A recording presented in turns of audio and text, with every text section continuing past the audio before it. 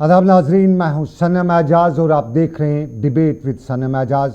हम जम्मू कश्मीर के हालात पर नज़र तो रखते ही हैं, मुल्क की सियासत पर बात करते हैं, दुनिया के बड़े वाक़ात को आपके सामने लाते हैं, लेकिन आज के प्रोग्राम डिबेट में हमारी कोशिश रहती है कि हम टीआरपी के बजाय हम मुद्दों की बात करें, आवाम के मुद्दे सरकार तक पहुंचाएं और आवाम के मसाइल पर बहस करें।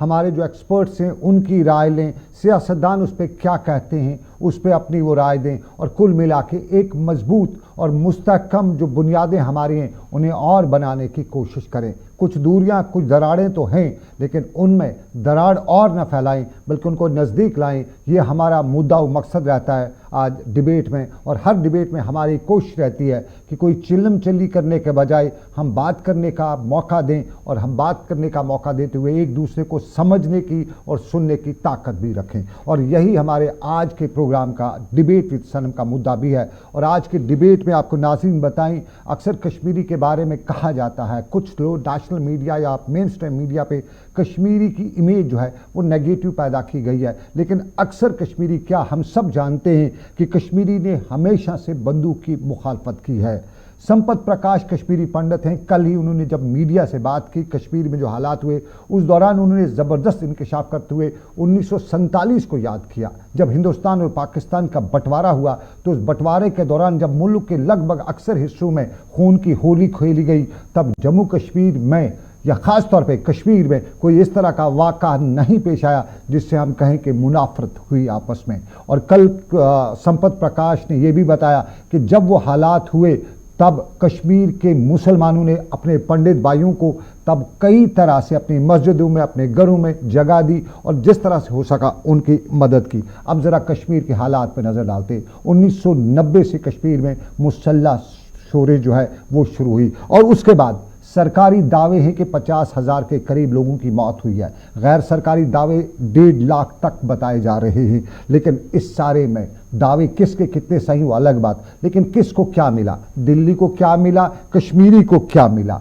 मरा कश्मीर में फौजी तो वो भी हिंदुस्तानी मरा कश्मीर में मिलिटेंट तो वो भी हिंदुस्तान का ही रहने वाला है, हिंदुस्तान का ही है। तो फिर इस सारे के बीच में, इस मौत के खेल में कुछ दूरियां ही हुई हैं, कुछ फ़ायदा नहीं हुआ है। और इन दूरियों को कम करने की कोशिश भी है और कश्मीरी को गुस्सा भी है। और गुस्सा जायज़ कुछ लोग बताते हैं और गुस्सा किस पर निकाले ये बहुत बड़ा सवाल है। अब सवाल है दूसरा बड़ा, 1990 से लेके आज तक, आज की तारीख तक, 20 अक्टूबर तक जम्मू कश्मीर के लिए पैकेज की बात की गई, वो बजट से बाहर के पैकेजेस थे। याद होगा आपको 1990 के बाद देवी गौड़ा की सरकार थी तो जम्मू कश्मीर के लिए एक स्पेशल पैकेज हुआ। इंदर कुमार गुजराल आए तो उनका ही तरफ से भी एक स्पेशल पैकेज हुआ। फिर अटल बिहारी वाजपेयी जी आए, उनकी तरफ से भी पैकेज आया। मनमोहन सिंह आए, पहले एक पैकेज फिर दूसरा पैकेज, 2 पैकेज। और जब नवंबर में 2014 के बाद नवंबर में जब नरेंद्र मोदी मुल्क के प्रधानमंत्री बने, 2014 में सैलाब आया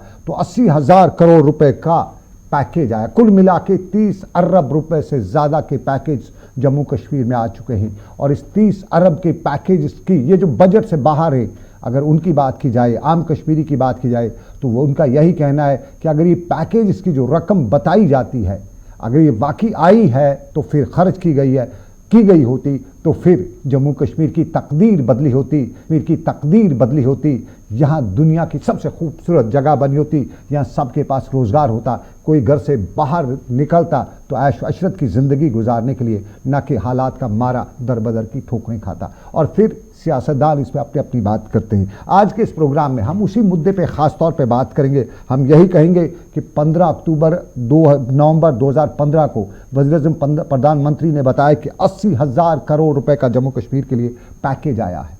उस पैकेज की बात करें तो आज भी 2014 के सैलाब से, जो उस वक़्त सैलाब हुआ था, उस वक़्त 110 के करीब पुल बह गए थे। उनमें से आज भी 99 पुल ज़ेर मरम्मत हैं, इनकम्प्लीट है, उन पे काम नहीं हो सका। और सरकार अगर पैसा आया होता तो आज वो पुल बनाए होते, आज स्कूल होते, अस्पताल होते। मेरे साथ मेरे आज प्रोग्राम के मेहमान हैं इमरान नबी डार, ये नेशनल कॉन्फ्रेंस में आज मेरे साथ रहेंगे। अरुण जोशी जी, बहुत बहुत शुक्रिया सर, आपका बहुत बहुत धन्यवाद। अरुण जोशी वरिष्ठ पत्रकार है और जम्मू कश्मीर से माफ कीजिए, सॉरी, मुल्क में अरुण जोशी का नाम है। और साथ साथ में मेरे साथ अभिजीत जसरोटिया, ये बीजेपी लीडर हैं। इन सब से आज की बात करूंगा। सबसे पहले जोशी सर, अरुण जोशी जी, आपका स्वागत, शुक्रिया। मैंने डिबेट के ओपनिंग में बता दिया कि कश्मीरी बंदूक के खिलाफ हैं, कश्मीरियों ने हर वक्त, आपने जम्मू कश्मीर से लेके, कश्मीर से लेके मुल्क में पत्रकारिता की है। आपके हम अपना जो अनुभव है, जो जम्मू कश्मीर में आपका अपना जो सोच समझ है, वो क्या कहती है कश्मीर के हालात में, कश्मीर के सारे स्ट्रक्चर में, और फिर उस दूसरे मुद्दे पे मैं आऊँगा। देखिए, कश्मीर के हालात को आपको देन एंड नाउ के हिसाब से देखना पड़ेगा कि पहले कब कैसा था और अब कैसा है। ये ऑप्टिक्स की बात भी है और ये एक सेंटिमेंट की बात भी है। कश्मीर में जो ऑप्टिक्स है उनको सेंटिमेंट से अलग नहीं किया जा सकता। और जहां तक जम्मू कश्मीर का ताल्लुक, जम्मू कश्मीर जब देन की बात करते हैं तो हम जम्मू कश्मीर और लद्दाख की बात भी करते हैं, और अब जब हम जम्मू कश्मीर की बात करते हैं तो हम जम्मू और कश्मीर की बात करते हैं। हालात में सुधार तो आया है, ऑप्टिक्स बढ़े हैं, और सबसे बड़ी बात जो हुई है कि एक सेंस ऑफ नॉर्मलसी जो है वो है। लोग अपना कारोबार कर रहे हैं, लोग हड़तालें नहीं हो रही हैं, लोगों के बच्चे स्कूल जा रहे हैं, शटडाउन्स नहीं है, स्टोन थ्रोइंग नहीं है। ये एक ऑप्टिक्स है। और दूसरा, 1,66,00,000 टूरिस्ट जो पूरे जम्मू कश्मीर में आया है, जिसमें से 22 लाख कश्मीर में आया है, ये अपने आप में कहानी कहता है। लेकिन इसके साथ साथ कभी कभी दर्दनाक वाक़े हो जाते हैं, जैसे कुछ कश्मीरी पंडित की किलिंग हो गई, नॉन लोकल लेबरर्स की किलिंग हो गई, ये खराश छोड़ देती हैं और ये हालात की नॉर्मलसी पे क्वेश्चन मार्क लगा देती हैं। ये अब देखना है कि आगे की राह कैसी रही। जोशी सर, आपने आगे की राह की बात की, मैं मुद्दा और मकसद मेरा एक और भी है। हमारे यहाँ जो मैं आज सुबह से इंटरनेट के जरिए जो जमा कर रहा था, मुझे लगा लगभग 30 अरब रुपए जो है वो 1990 से लेकर आज तक जम्मू कश्मीर में पैकेज की सूरत में वो बजट से बाहर आए हैं। अगर जम्मू कश्मीर में विकास होगा, जम्मू कश्मीर में वो पैकेज का पैसा लगा होता, तो जम्मू कश्मीर में एक नई मंजिल लगी होती, शायद वहाँ पे रोज़गार के मौके होते, वहाँ पे हर कोई चीज़ होती, तो फिर ये जो सिचुएशन है ये शायद उससे उस तरह की नहीं होती। बेरोज़गारी भी एक बड़ा कारण है जम्मू कश्मीर के हालात का। क्या मैं आपसे जानना चाहूँगा एज ए पत्रकार, जाने माने पत्रकार, क्या जो कुछ भी बताया गया है हमें आज तक के गौड़ा जी, देवेगौड़ा साहब ने इतने पैसे दिए, उसके बाद जो दूसरे प्रधानमंत्री थे अटल बिहारी वाजपेयी साहब उन्होंने दिए, उसके बाद मनमोहन सिंह के 2-3 पैकेज थे, मोदी जी का 2014 का 80 लाख करोड़ रुपए का पैकेज, क्या ये सब पैकेज आए हैं? अगर आए हैं तो फिर क्यों नहीं बदली तकदीर जम्मू कश्मीर की? देखिए, सबसे पहली बात तो हमको ये समझनी चाहिए कि देवेगौड़ा साहब ने जो पैकेज दिया उस वक्त डेवलपमेंट की नीड थी, रिकंस्ट्रक्शन की नीड थी। बहुत से स्कूल चलाए गए थे, बहुत से पुल चलाए गए थे, बहुत सी ब्रिजेस को तहस नहस कर दिया था, बहुत सी प्रॉपर्टी नुकसान हुई। और जहां से 1990 की बात जब हम करते हैं, चाहे वो देवेगौड़ा साहब की हुकूमत रही हो, चाहे वो उसके बाद वाजपेयी साहब की हो, मनमोहन सिंह जी की हो, या अब श्री नरेंद्र मोदी की है, तो पैसा तो आया है। लेकिन ये पैकेजेस दिए गए थे, पैकेजेस में जो ओवरऑल सेंट्रल गवर्नमेंट की कमिटमेंट थी जम्मू कश्मीर में, चाहे वो पावर प्रोजेक्ट बनाने की थी या कनेक्टिविटी के प्रोजेक्ट थे, रेल प्रोजेक्ट थे या रोड्स प्रोजेक्ट थे, कुछ हिस्सा उसमें पहले ही शामिल था। उन सबको मिला के और बाकी कुछ एडिशन में दिया गया, वो पैकेज बना। वाजपेयी जी के जमाने में कोई पैकेज नहीं आया, हालांकि उनके जमाने में एक पॉलिटिकल कनेक्ट की बात की गई, इंसानियत के दायरे में जो बात की। मनमोहन सिंह जी ने 24,000 करोड़ रुपए का पैकेज दिया था, जिसमें पावर प्रोजेक्ट्स भी शामिल थे और बाकी जो प्रोजेक्ट थे रोड कनेक्टिविटी के वो भी शामिल थे। तो इसलिए ये, और टोटल अगर मिलाया जाए तो जो उसके अलग निकला, 40 कॉलेज बनाने थे, कुछ और प्रोजेक्ट जो दिए उन्होंने, उसके लिए अलग से पैसा आया था, जो कि सेंट्रल गवर्नमेंट के जो ऑलरेडी प्रोजेक्ट थे उनके अलावा। तो दूसरा जो मोदी जी ने प्रोजेक्ट दिया, मोदी जी ने पैसा जो शुरू में दिया, जो 80,000 करोड़ की आप बात कर रहे हैं, 7 नवंबर 2015 को, वो उससे पहले भी उन्होंने कई हजार करोड़ रुपया उस वक्त दिया जबकि कश्मीर सैलाब की जद में था। सेंचुरी में ये पहला ऐसा सैलाब था जिस तो ना लोगों ने देखा था ना सुना। तो उस वक्त भी उन्होंने पैसा दिया था और दिवाली के रोज। अरुण जी, ये मुद्दा मैंने इसलिए उठाया है, 2014 की पैकेज में सैलाब में 110 पुल जो सरकारी तौर पे बह गए थे, वो तबाह हुए थे, वो उसके बाद जब 80 लाख करोड़ रुपए, 80,000 करोड़ रुपए का पैकेज आया, तो उसमें जो सैलाब के बाद की सूरत को संभलने के लिए 99 पुल उनमें से अभी भी इनकम्प्लीट है। तो ये विकास की बात जब सरकार करती है तो सवाल खड़ा हो ही जाएंगे ना कि कहाँ गया वो पैसा। क्या आजकल यही बताया जाता है कि पीडीपी खा गई, नेशनल कॉन्फ्रेंस खा गई, बीजेपी के जिस नेता से बात करो ये खा गई, ये कहते हैं हमें दिया नहीं है। तो वो वरिष्ठ पत्रकार है, आप ग्राउंड सिचुएशन से आप वाकिफ हैं, क्या हो गया उस सबको? देखिए, उसमें जो 80,000 करोड़ का जो पैकेज आया था उसमें बहुत सी चीजें शामिल थी। उसमें स्टेडियम शामिल थे, उसमें स्पोर्ट्स का इंफ्रास्ट्रक्चर शामिल था, रिकंस्ट्रक्शन शामिल थी जो। लेकिन उसके साथ साथ हमको ये भी याद रखना चाहिए कि 2014 का सैलाब आया, 2015 में बीजेपी और पीडीपी का गठबंधन हुआ, लेकिन गठबंधन से पॉलिटिकल इंस्टेबिलिटी जो थी जम्मू कश्मीर में वो खत्म नहीं हुई। दोनों पार्टियों के बीच में आपस में खींचातानी चलती रही, जिसकी वजह से कन्फ्लिक्ट जो है, पार्टी पॉलिटिकल कन्फ्लिक्ट जो है, उसकी वजह से नुकसान हुआ। पैसा आया भी लेकिन अकाउंटेबिलिटी नहीं रही, और यूटिलिटी सर्टिफिकेट्स जो जम्मू कश्मीर सरकार को देने थे वो टाइम पे नहीं दिए गए। इसकी वजह से वो पैसा कहाँ गया, कैसे गया, वो अभी तक किसी को मालूम नहीं है। और इसलिए मालूम नहीं है क्योंकि उसका जो एक स्ट्रक्चर बनाना था, जो जिस हिसाब से उसको यूज करना था, वो कभी भी बाहर नहीं आया, जनता के सामने नहीं आया। वो कहां पे गया? ये इमरान नबीदार मेरे साथ, नेशनल कॉन्फ्रेंस के प्रवक्ता भी मौजूद है। बहुत बहुत शुक्रिया इमरान नबीदार, हमारे प्रोग्राम में शमूलियत करने के लिए शुक्रिया आपका। लेकिन इमरान, यूजुअली हम बीजेपी से जब बात करते हैं वो कहते हैं सब नेशनल कॉन्फ्रेंस खा गई। कांग्रेस की बात तो नेशनल लेवल पे कहती है, जम्मू कश्मीर में कहती है सब नेशनल कॉन्फ्रेंस खा गई। पिछले 70-80 सालों का आपसे हिसाब मांगती है। ये 80,000 करोड़ रुपए का पैकेज मोदी जी ने दिया, देवेगौड़ा जी का पैकेज भी आया, चाहे वो किस मद में आया, किस हिसाब से आया, उस वक्त भी आपकी सरकार थी। उसके बाद मनमोहन सिंह जो प्रधानमंत्री थे उनके टाइम में भी आया। जरा जानेंगे आपसे, कितना खाया आपने, कितना पचाया और कितना बचा, और कितना है दिया कितना सरकार ने? कुछ आंकड़े हैं आपके पास?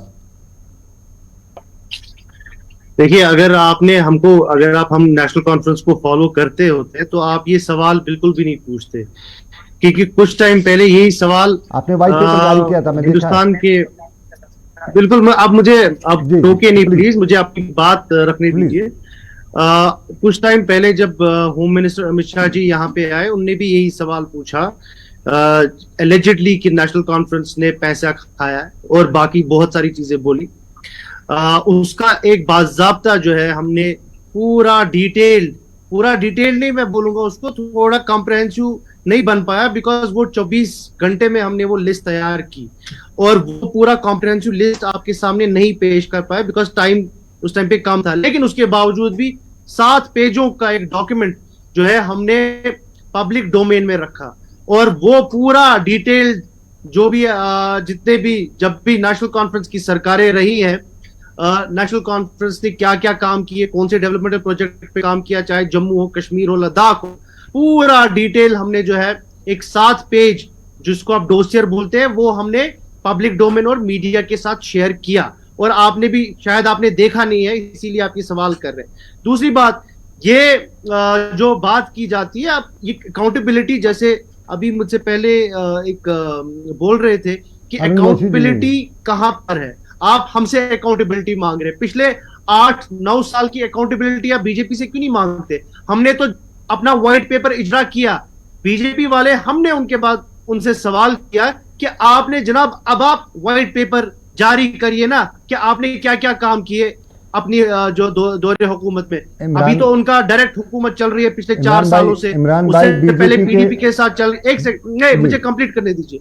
उससे पहले पीडीपी के साथ हुकूमत कर रहे थे, तो वो लाए ना मंजर आम पे लोगों के सामने। आप भी वो पूछिए ना कि बीजेपी ने कितना पैसा खाया, वो जो 80,000 करोड़ की आप बात कर रहे हैं, उसमें से बीजेपी ने कितना पैसा खाया, उससे भी वो भी पूछिए ना। वो क्यों नहीं आप पूछते हैं? बिल्कुल, पूछते हैं एनसी ने कितना खाया, आपके साथ, आप बोलिए आपके बीजेपी ने पास कितना में खाया। मेरे साथ अभिजीत जसरोटिया बीजेपी के लीडर मौजूद हैं, बीजेपी प्रवक्ता मौजूद हैं। अभिजीत, बहुत बहुत स्वागत आपका। और इमरान का सवाल आपसे है कि 80,000 करोड़ रुपए के पैकेज के दावे देते हैं आप लोग। अक्सर बताते हैं कि हम लूट हुई है, ये हुई है। अगर लूट हुई है तो सरकार पिछले 5 सालों में क्या करी है? क्यों नहीं इनको पूछा जाता है? क्यों सिर्फ बताया जाता है? प्रैक्टिकली क्यों नहीं इनको इसका हिसाब लिया जाता है कि 80,000 करोड़ रुपये हमने दिया, कहाँ रखा? और आप अपने टेन्योर का बताइए कि आपने दिया क्या, किया क्या? और जम्मू कश्मीर में विकास की बातें करती है तो कहाँ पे है विकास? एक आम आदमी क्यों सेटिस्फाई नहीं है? सरन जी, जिस तरह से आपने इनको इत्मीनान से सुना, आप मुझे भी सुने कि मैं इसकी तवक्को रखता हूँ आपसे। रही बात, जब उस दिन भी जब डार साहब बना रहे थे पेपर और कहते 24 घंटे में मुझे पेपर बना रहे हैं, तो शायद हम दोनों आप ही के किसी और चैनल पर हम इकट्ठे थे, तो मैंने इनको कहा था जरा वो जेकेसीए का भी 100+ करोड़ का जो है उसका हिसाब किताब इसमें ऐड कर दीजिएगा और हमें बता दीजिएगा कहाँ पर। और मैंने इनके 2 नेताओं का भी हिसाब किताब इनसे पूछा था, जो मैंने सोचा था। एक, मैं किसी काम को छोटा बड़ा नहीं समझता हूँ। जो आज से 25 साल पहले एक नेता कांधे पे गोश्त लाद के बेचते थे, दूसरे दर्जी का काम करते थे, काम कोई छोटा बड़ा नहीं होता, लेकिन उनका भी हिसाब किताब बीच में डाल के बता देते तो आपको शायद जो पुराने पैकेज है उनका हिसाब किताब आपके आगे निकल आता। वो तो ये कभी बात नहीं करेंगे। रही बात हमारी, अगर आप पूछते हो, ये सबसे बड़ी दिक्कत 5/10/2019 के पहले की है, अकाउंटेबिलिटी नहीं थी। अकाउंटेबिलिटी नहीं थी 370 की वजह से। जो पैसा आता था मिल बांट के आपस में खा लेते थे। आम कश्मीरी तक तो कभी पैसा पहुंचा नहीं। अगर आम कश्मीरी तक पैसा पहुंचा होता तो हालात कभी ऐसे ना होते। अब ये बात आती है इनके सामने अगर नहीं दिखेगा, मैं तो कहूंगा ये बेचारे पतझड़ में अंधे हुए, कहीं सावन में अंधे हुए होते तो सब कुछ दिखाई देता। आज इनको डल के पास से दिन में कितनी बार निकलते हैं? इनको पूछिए 60 साल में कभी डल इतनी साफ थी जितनी अब हुई है? वो कैसे हो गई जरा पूछिए। 4 चिनार में से 3 चिनार टूट गए, झड़ गए, खत्म हो गए इन्हीं के कार्यकाल में, और करोड़ों के हिसाब से डल और चिनार के लिए पैसे आए। अब वो 4 चिनार फिर से वापस किसने रखे हैं? क्या इन्होंने रखे? मैं पता है जो 4 चिनार है वो कश्मीर की अजमत है, कश्मीर की इज्जत है। वो लुटाने में किसने काम किया? अभी पिछले 8 साल से कौन है हुकूमत में? अभी 20 क्या किया आपने? आप तो वही सारे प्रोजेक्ट्स के रिबन काट रहे हैं जिन प्रोजेक्ट्स मौका बराबर आपको दिया जाएगा। यूपीए सरकार ने, इमरान जी आपको मौका बराबर दिया जाएगा। अपना रिपोर्ट कार्ड दीजिए ना। आप हमसे सवाल, हमसे जो सवाल पूछा गया था, हमने उस सवाल का जवाब लोगों के सामने रखा। हमने वो एक पेपर जारी कर दिया। अभी आपने सनम जी को कहा बीच में मत बोलिए, आप क्यों बोल रहे हैं बीच में? आप तो सुनिए ना, सुना रहा हूँ आपको। 4 चिनार आप ही की इज्जत है ना जो बची है वापस। तो दिखाई दी आपको? नहीं दिखाई दी? ये 4 चिनार में कहीं हम ही ने किया, आपने थोड़ी ना किए। 4 चिनार हम ही लेकर आए, कल हम ही साफ कर ले आए, IIT हम लेकर आए, आपके सामने कौमी शहर हम करके दे रहे हैं, सब कुछ तो हम कर रहे हैं। पूरी लिस्ट दे रहा हूं, मैं माफी चाहूंगा, मुझे रोकना आपको। एक अभिजीत जी, एक पिछली बार, अब के एम्प्लॉयमेंट बहुत जरूरी है। लड़के को जॉब नहीं मिलेगा तो वो इधर उधर भटकेगा। 4 कश्मीर में रिक्रूटमेंट हुई, उन पे सब पे सवाल खुद LG साहब ने उठाया। पुलिस की रिक्रूटमेंट हुई, कल यूनिवर्सिटी की रिक्रूटमेंट हुई, उस पर भी सवाल उठे। भ्रष्टाचार की बात करते हैं तो आज भी भ्रष्टाचार में कोई कमी देखने को नहीं मिल रही है। जो मैं ग्राउंड पे सुन रहा हूँ, देख रहा हूँ, मैं लोगों से जब बात करता हूँ आरोप लगते हैं भ्रष्टाचार। अगर ये जो है तो इस हमाम में कहीं आपकी जमात भी नंगी नजर आ रही है।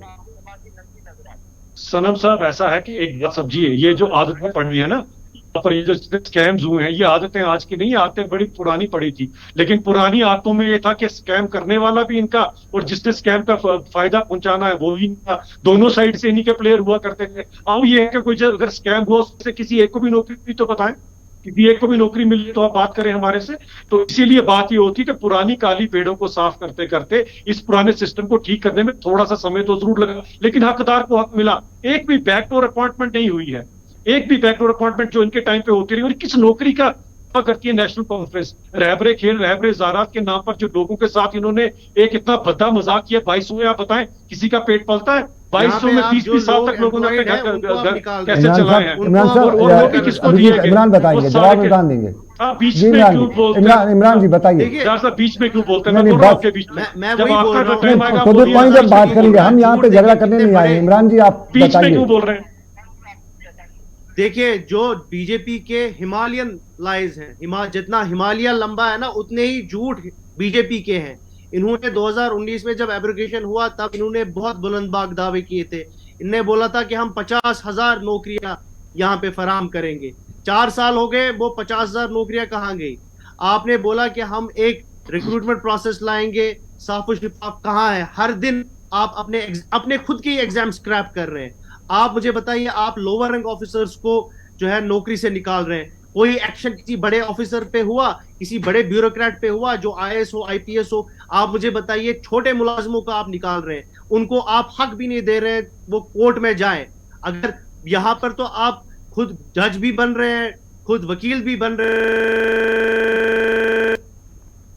एलिगेशन जिस पे लगी है उसका आप मौका नहीं दे रहे हैं अपना जो है अपना पक्ष रखने के लिए, जबकि जो लोग इन्वॉल्व हैं, करोड़ों का स्कैम, आपको पता है एसआई का स्कैम, अभी तक हमको ये समझ नहीं आ रहा है कि उसमें कौन मेन कल्प्रिट है, कौन किंग पिन है। उसके बाद एसआई का स्कैम हुआ, एफएए का स्कैम हुआ, उसमें कश्मीर यूनिवर्सिटी के एग्जाम अभी स्क्रैप हो रहा है, तमाम, मतलब ये अनप्रेसिडेंटेड जो है स्क्रैपिंग ऑफ एग्जाम्स, पूरे कंट्री में किसी स्टेट में इतना अनप्रेसिडेंटेड स्क्रैपिंग ऑफ एग्जाम्स नहीं देखा है।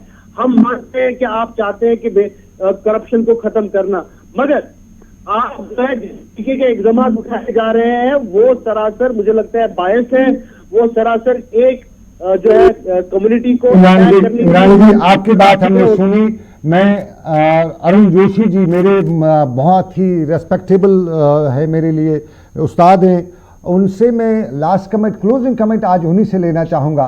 सिचुएशन जो कश्मीर की है, दावे जो सियासी जमातों के हैं, आरोप जो बीजेपी के हैं, नेशनल कॉन्फ्रेंस के आरोप हैं, इस सारे के बीच में क्या जम्मू कश्मीर के एक आम नागरिक को कोई राहत का केंद्र, कोई राहत की किरण जो है वो नज़र आ सकती है? जोशी सर आपसे मैं लास्ट कमेंट जानना चाहूँगा और ये मेरा आपकी तरफ मेरा कमेंट आप देंगे आज, क्लोजिंग कमेंट। देखिए, सबसे ज़रूरी बात समझने की है कि अगर पॉलिटिकल रेट्रिक और आरोप प्रत्यारोप में हम फंसे रहेंगे तो आम आदमी को राहत कहाँ से मिलेगी? सवाल यह है, इस समय एक नॉन पॉलिटिकल गवर्नमेंट है, उनकी अपनी एक जिम्मेदारी है, लेकिन पॉलिटिकल पार्टीज की, चाहे वो बीजेपी हो, नेशनल कॉन्फ्रेंस हो, पीडीपी हो, अपनी पार्टी हो, इन सब की एक जिम्मेदारी बनती है कि आपस में मिल बैठ के कम से कम ये तय करें कि कहाँ पे हमको ब्यूरोक्रेसी को अकाउंटेबल बनाना है और कहाँ पे इनको अपनी कंट्रीब्यूशन करनी। अगर ऐसे ही इल्जाम तराशी होती रही तो आम आदमी को क्या होप रहेगी? मैं समझता हूँ कि ये बहुत जरूरी है कि पॉलिटिकल पार्टीज अब मिल बैठ के, कोई दुश्मन नहीं है, ये लोग इकट्ठे भी रहे हैं, बात भी करते रहे हैं। बीजेपी कोई नई पार्टी नहीं है जम्मू कश्मीर के लिए, ये पहले भी दोस्ती का हाथ बढ़ाती रही है और यहाँ के लोगों ने भी सरकार की, केंद्र में किसी की भी सरकार रही हो, उससे मिला है। इनको एक पार्टनरशिप का और एक ओनरशिप देने की जरूरत है, ओनरशिप देने की जरूरत है। जोशी जी बता रहे हैं, इमरान नबी डार ओनरशिप देने की बात कर रहे हैं। जोशी जी आपसे फाइनल कमेंट 20 सेकंड में। नेशनल कॉन्फ्रेंस कभी अपने जो रिस्पॉन्सिबिलिटीज हैं और जो हमको लोगों ने जिस तरीके का एतमाद पिछले कई वर्षों से हम पे रखा है, जब हमको हुकूमत में लाया है, नेशनल कॉन्फ्रेंस एक डिसिप्लिन तंजीम है, एक प्रोग्राम को फॉलो करने वाली तंजीम है। हम चाहते हैं कि यहाँ के चाहे हिंदू हो, मुस्लिम हो, सिख हो, ईसाई हो, जो एक लिविंग का सिस्टम हो वो अपलिफ्ट करे। आपको जो वीकर सेक्शंस है उनको कैसे मदद मिले, ये जो सोशल वेलफेयर स्कीम्स है लोगों तक कैसे पहुंचे, उसका फायदा लोगों तक कैसे हो, करप्शन लेस सोसाइटी कैसे बनानी है, इन सब चीजों के लिए नेशनल कॉन्फ्रेंस का हमेशा जो है सपोर्ट किसी भी अभिजीत जसरोटिया इमरान नबी डार को सुना आपने और जोशी सर ने बताया जिस तरह से कि एक साथ होके साथ लेके चलने की जरूरत है। आरोप आप तो लगाते रहते हैं, जरा लास्ट कमेंट में बताइए क्या कोई गुंजाइश निकलती है कि इस मुसीबत से कश्मीर में मरे, वहाँ पे फौजी मरे तो मैंने पहले जैसे बताया कि हिंदुस्तानी मरता है, कश्मीरी मरे वो मिलिटेंट मरे या कौन आम कश्मीरी मरे वो हिंदुस्तानी है, तो इस मरने मारने के खेल के बीच में आपकी कुछ जिम्मेदारियां हैं, उनको आप किस तरह से निभाएंगे? क्या मिल के साथ चलने की कोई गुंजाइश निकलती है? सबसे पहले तो जो फौजी है वो शहीद होता है, वो मरता नहीं है, और जो मिलिटेंट है वो मरता है और कुत्ते की मौत मरता है, दोनों में। और मिलिटेंट भाषा की बात छोड़िए, सबसे पहली बात ये होती है। दूसरी बात, नहीं भाषा होनी चाहिए। टेररिस्ट को टेररिस्ट कहिए, टेररिस्ट को मिलिटेंट बोलिए प्लीज, ये मैं बिल्कुल नहीं। आपकी भाषा से अगर हालात ठीक होते तो हम सब शुरू हो जाएंगे। भाषा से कोई हालात ठीक नहीं होते। आप करें, आप भाषा आप शुरू करें। आप शुरू कर रहे हैं टेररिस्ट को टेररिस्ट बोलना, हालात कुछ सुधरना शुरू हो जाएंगे। बहुत शुक्रिया, बहुत शुक्रिया, बहुत बहुत धन्यवाद आपका, बहुत बहुत शुक्रिया या- अभिजीत जसरोटिया, और बहुत शुक्रिया इमरान नबी डार और अरुण जोशी सर, आपका भी मैं आभारी हूं। आपने मेरे प्रोग्राम में आज समय दिया, इसके लिए आपका बहुत बहुत धन्यवाद, बहुत शुक्रिया। तो हमारा आज का डिबेट विद सनम एजाज आज बस इतना ही। मुद्दा बड़ा है, आज भी कश्मीर में आग और जो खून का खेल है वो आज भी है, आज भी कश्मीर में मरा है। तो ये कश्मीर में मरने और मारने के खेल के बीच में सरकार के दावे और उन्हीं दावों के बीच में सियासी जमातों की उलटबाजियां भी हैं, और उन्हीं उलटबाजियों से हमें निकलना है, निकालना है, हमें आगे बढ़ना है, क्योंकि दुनिया तरक्की कर रही है, दुनिया चांद पे आज पानी तलाश कर रही है, लेकिन हमारे मुल्क में, हमारी रियासत में आज भी हमारी महिलाएं सरों पे घड़ा लेते हुए 1-1 किलोमीटर से पानी लाती हैं। ये मुसीबत है, इससे निकलना है, बचना है। तो फिलहाल आज के डिबेट में बस इतना ही। मुझे सनम एजाज को दीजिए इजाज़त। आपके लिए आ रहा है एक छोटा सा तिजारती ब्रेक के बाद मेरे साथी ला रहे हैं आपके लिए प्रोग्राम, लेकिन मुझे दीजिए इजाज़त। रखिए अपना ख्याल, अल्लाह हाफिज़।